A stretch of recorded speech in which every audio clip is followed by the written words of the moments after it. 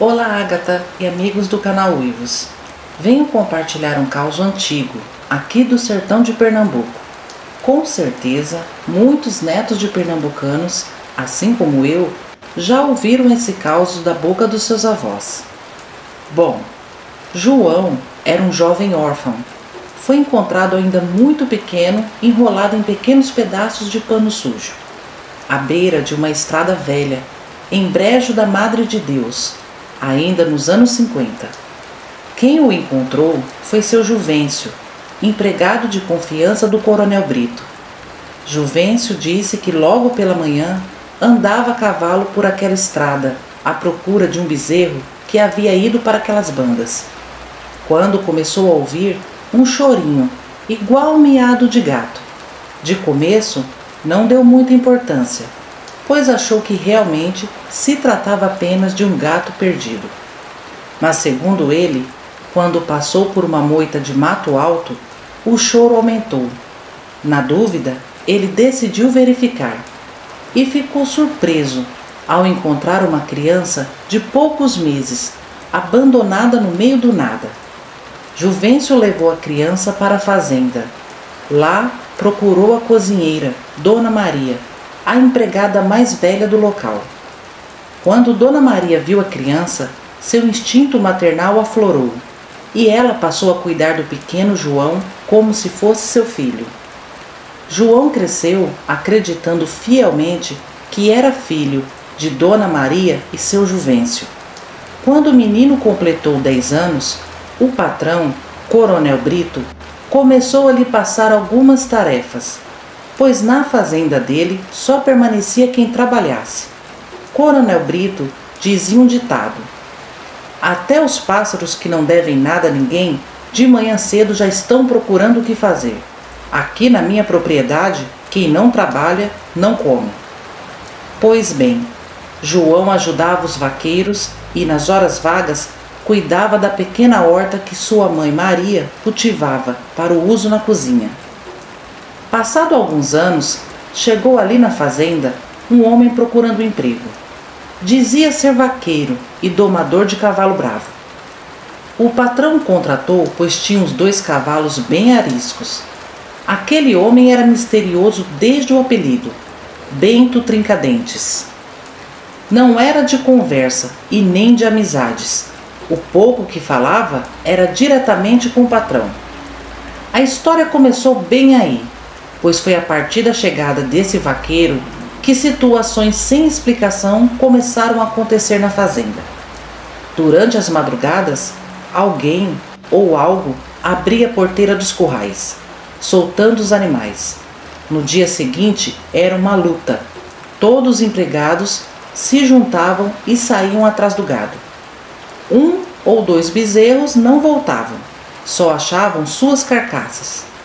O burburinho logo se espalhou. Havia um animal feroz acabando com o rebanho da fazenda. Entre os trabalhadores mais antigos, corria fofoca ao pé do ouvido que Bento Trincadentes era o responsável por aquilo. Certo dia, ainda na madrugada, todos da colônia acordaram com os gritos que vinham do curral. Eram gritos de medo, dor e desespero.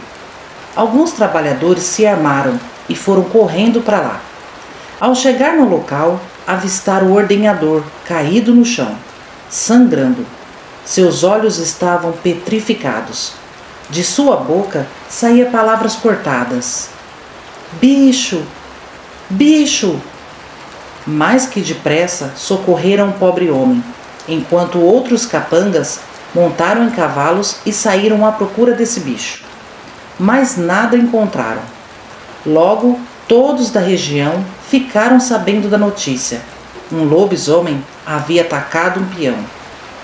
Juvencio levou o caso ao patrão, que ficou desacreditado. Dizia que eram mentiras para desqualificar suas terras e seu rebanho perder o preço. Mas não tomou atitude alguma. Então seu Juvencio, por conta própria, começou a alertar as famílias da colônia, pedindo que nas madrugadas, quando fossem ao trabalho, saíssem em grupos e ao retornar para casa fizessem o mesmo. Pediu também que redobrasse o cuidado com as crianças da colônia, e reforçasse portas e janelas. Com João, ele fez o mesmo. Pediu que tomasse muito cuidado quando estivesse no pasto ou na mata procurando algum gado perdido, pois isso acontecia com frequência. Mas na semana seguinte, João já se preparava para retornar para casa quando outro peão o avisou que 2 gados haviam escapado. O patrão deu ordem para procurá-los. Já passava das 18 horas, quando João montou um cavalo e adentrou a mata. A escuridão da noite chegou rápido. O rapaz cada vez mais entrava na mata e nada de achar o gado. Foi quando ele decidiu voltar para a fazenda, já sabendo que o patrão ficaria furioso com ele. Segurando um farolete, João ia retornando tranquilo, quando algo se jogou contra o cavalo. O rapaz caiu no chão e o cavalo disparou numa corrida sem rumo. Sem a luz do farolete, não tinha noção do que havia lhe atacado. Quando se levantou, deu de frente com uma criatura horrenda, um lobisomem de olhos vermelhos. Sem tempo de reagir, o rapaz foi atacado com mordidas nas pernas e nos braços. O lobisomem rosnava ferozmente, deixando a situação ainda mais tensa. Aos gritos de socorro, João pensou que não escaparia daquela criatura, mas teve muita sorte. Seu cavalo retornou e investiu contra o lobisomem. Erguia suas patas dianteiras e com as patas traseiras desferia coices contra o lobisomem. O bicho desistiu do ataque e correu para a mata. João ficou ali, caído até o dia amanhecer. Seu cavalo não o abandonou. Vendo a manhã chegar, Dona Maria, preocupada, correu até seu Juvencio e disse que o rapaz não tinha vindo para casa. Seu Juvencio, mais que depressa, reuniu peões e foram atrás do rapaz. O encontraram bastante ferido, mas vivo. Cuidaram de seus ferimentos por alguns dias. O patrão foi visitá-lo e lhe disse: João, você é um homem de sorte. Nunca ouvi dizer que uma pessoa sobreviveu ao ataque de lobisomem. Olha, quem de uma escapa, 10 anos vive. João descreveu a todos como foi o ataque e afirmou: Patrão, eu não tenho medo desse tal de lobisomem. Não sei por que ele me atacou, mas isso vai ter troco. Eu não me chamo João se não der um fim nessa besta fubana da moléstia. O patrão deu uma gargalhada e retrucou: Homem, rapaz, deixe disso. Se for mesmo um lobisomem, ele vai embora. Eles não gostam de ser visto por gente. Quando isso acontece, eles somem antes que descubram quem é. Mas já que você está tão encasquetado com isso, vamos fazer assim então. Se você conseguir dar cabo da vida desse lobisomem, eu lhe dou 10 cabeças de gado. Você pode escolher qual quiser. João aceitou a proposta de imediato, mesmo seu Juvencio e Dona Maria ficando contra essa decisão. Assim que o rapaz melhorou, voltou à sua jornada de trabalho e ficou sabendo que Bento Trincadentes estava doente. Fazia dias que não saía de casa. João desconfiou e foi até sua casa. Ao chegar na casa, chamou por Trincadentes, que lá de dentro respondeu: Eu não tô para visitas, volta outro dia. João insistiu batendo na porta, até que ela se abriu bruscamente. João ficou frente a frente com Trincadentes, que parecia estar muito machucado. Logo, o rapaz perguntou o que tinha acontecido, e Trincadentes respondeu: O povo dessa fazenda são tudo mardito. Assim que eu melhorar, vou-se embora daqui. E tu, moleque, tome cuidado, vice, quem procura acha. João para casa retornou, pensativo, e contou a seu Juvencio e Dona Maria que desconfiava que Bento Trincadentes era o lobisomem, pois estava com o corpo todo machucado. Devia ser dos coices do cavalo. Seu Juvencio fez de tudo para o rapaz deixar o dono da fazenda resolver essa situação, mas o rapaz estava enfurecido por conta do ataque e não ia deixar barato. Pois bem, João começou a entrar na mata todas as noites. Levava com ele sua espingarda. Depois de 3 noites seguidas, na 4ª noite, o lobisomem apareceu. João desceu do cavalo e se agachou no mato. O cavalo, sentindo o perigo, relinchava e empinava sem parar. O bicho rodeava João, corria rápido de um lado para o outro, passando por entre árvores e soltando gritos que eram terríveis. João jurou que entre os urros do lobisomem ouviu gargalhadas tenebrosas. O medo tomou conta dele, pois ele sabia que o bicho estava tentando cercá-lo para depois atacar. João tinha ouvido falar que se chamasse o lobisomem pelo nome, ele se revelaria. Então começou a gritar: Bento Trincadentes, eu sei que é você o lobisomem. Eu vou te pegar, cabra. De hoje você não passa. Nesse momento, o rapaz ouviu o bicho vindo numa carreira desenfreada para cima dele. O mato em sua frente vinha deitando numa velocidade absurda. João correu até a árvore mais próxima e subiu rápido. O lobisomem chegou embaixo da árvore e olhou para ele. A fera bufava e rosnava de ódio. João mirou sua espingarda e deu um tiro. O bicho urrou e saiu correndo, se escondendo. O rapaz ouviu ao longe os rosnados da fera e, às vezes, via a luz brilhante do par de olhos vermelhos no meio do mato. A fera ficou de longe, esperando o momento certo que o rapaz descesse da árvore para atacá-lo. Mas João não desceu. Quando amanheceu, o rapaz retornou para casa e falou com Dona Maria e seu Juvencio. Esse bicho é mais esperto do que eu pensava. Ele não vai se entregar fácil. O certo era eu dar cabo dele quando ele estiver em forma humana. Virado o bicho, não tem quem pegue o lazarento. Dona Maria o repreendeu. Meu filho, é muito difícil matar um lobisomem. E você não pode matar o Trincadentes, pois você não tem provas que é ele o vira-bicho. Então como eu vou pegá-lo, maninha? Daqui a pouco esse bicho vai começar a atacar o povo daqui. Dona Maria respondeu: Só tem um jeito de você pegar esse lobisomem, mas você não pode contar para ninguém, nem para o Juvencio. Espera a próxima lua cheia que eu vou te ensinar. Passado um bom tempo, chegou a temida noite de lua cheia.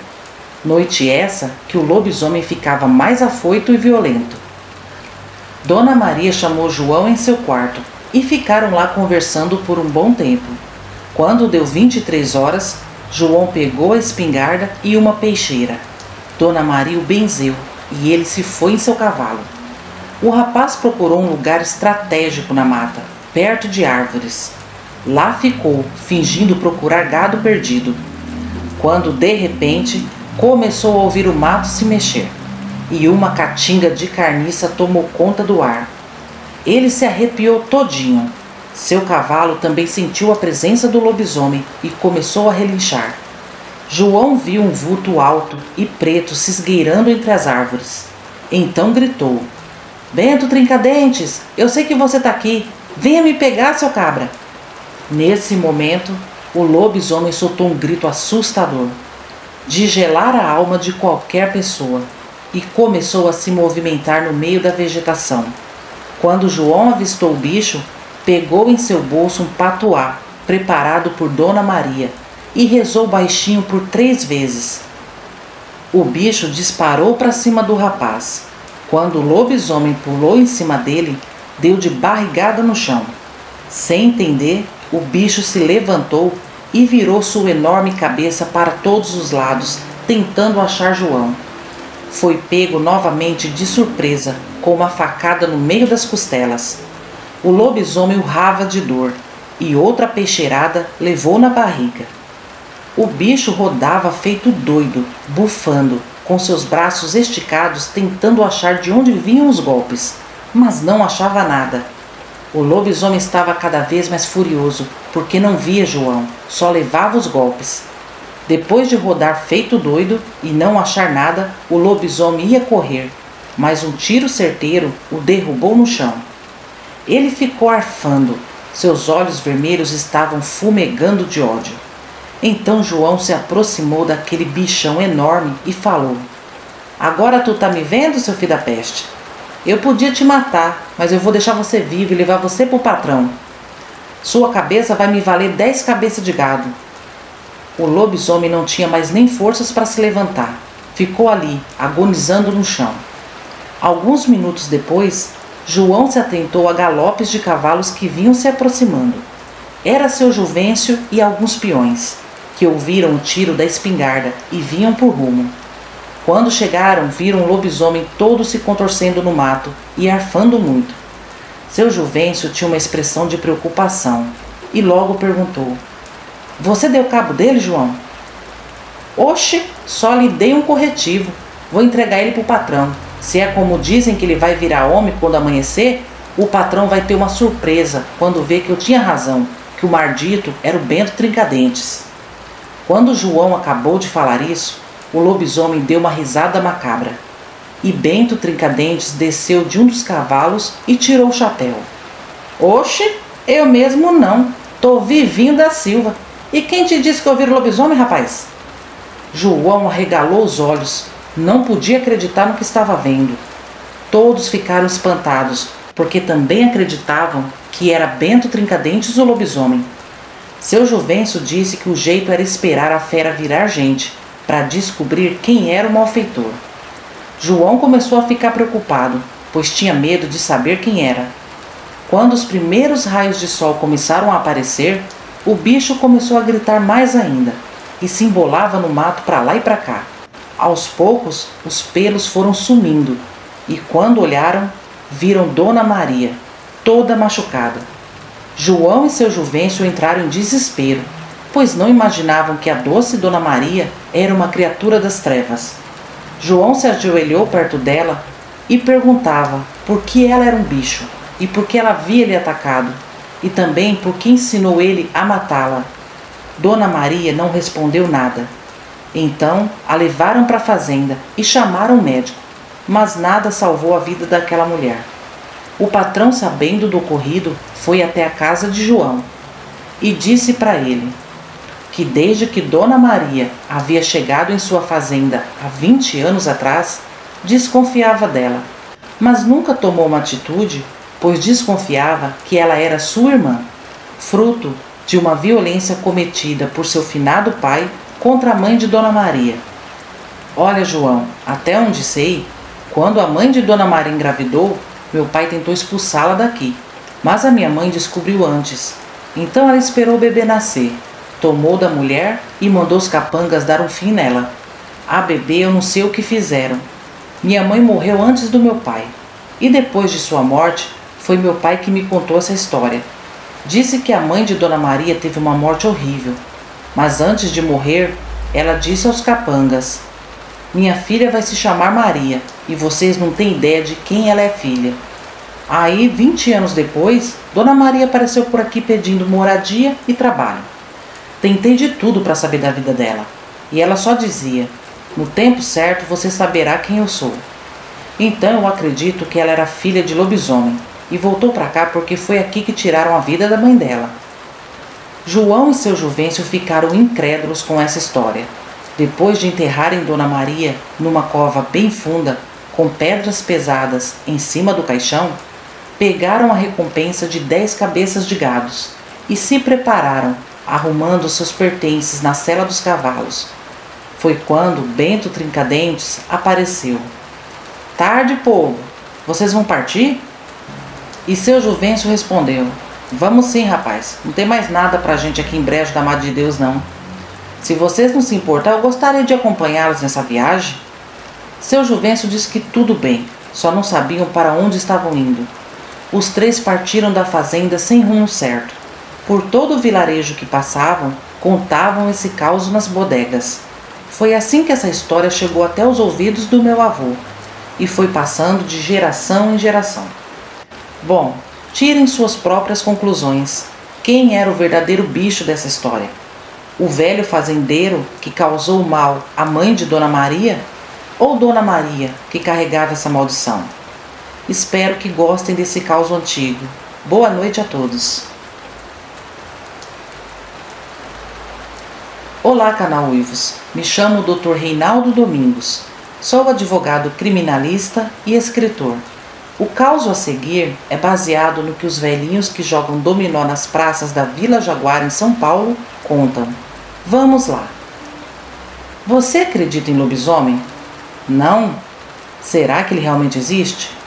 Seria ele o sétimo filho homem não batizado de uma única mãe ou fruto do relacionamento de um religioso e uma freira?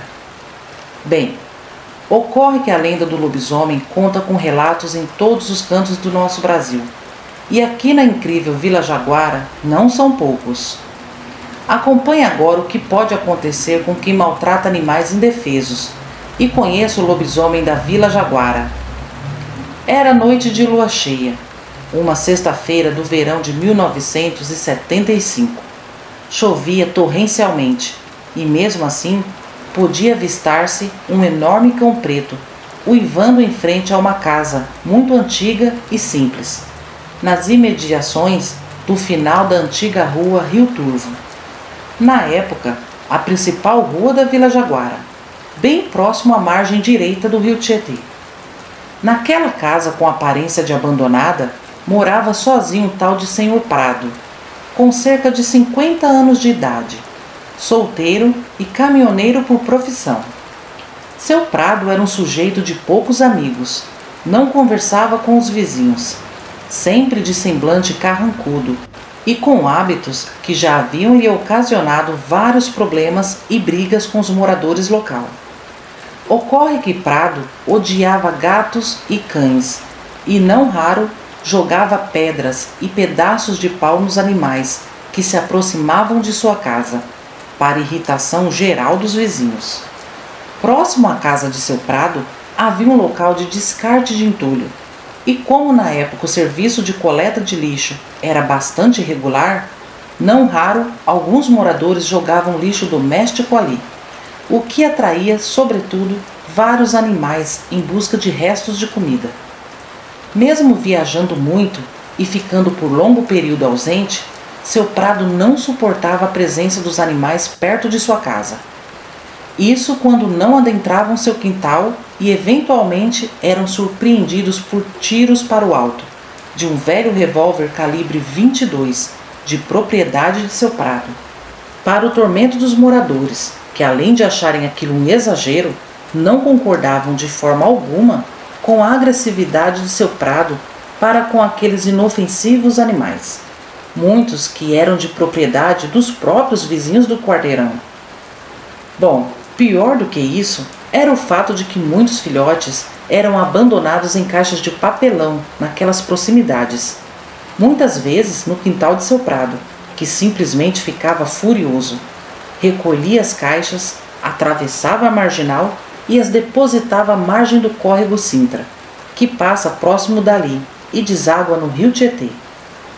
Tamanha crueldade, pois como o tráfego de veículos já era intenso naquele trecho da marginal, muitos daqueles filhotes podiam morrer atropelados ou afogados nas águas sujas do córrego. Por muitas vezes, os moradores observavam a cena e iam resgatar os pobres bichinhos, procurando na sequência arrumar alguém que pudesse os adotar.